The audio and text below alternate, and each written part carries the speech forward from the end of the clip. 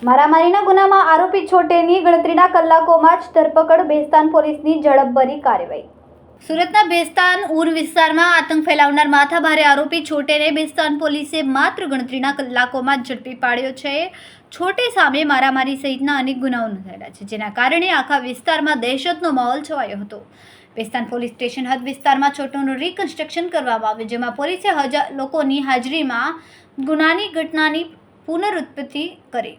અહીં ઉલ્લેખનીય છે કે ભેસ્તાન પોલીસ ઇન્સ્પેક્ટર તેમજ સમગ્ર કાફલે છોટેને ઘટના સ્થળે લઈ જઈને લોકો સામે તેને હાથ જોડીને માફી મંગાવડાવી હતી। પોલીસની આ કાર્યવાહીથી લોકોમાં છોટેનો ભય ઘટી રહ્યો અને ગુનેગાર સામે સ્પષ્ટ સંદેશો મોકલાયો છે કે ગુનાના પરિણામો કડક મળે છે। ભેસ્તાન પોલીસે આ ગંભીર ગુનાના આરોપીને ઝડપી પાડીને વધુ તપાસ હાથ ધરી છે।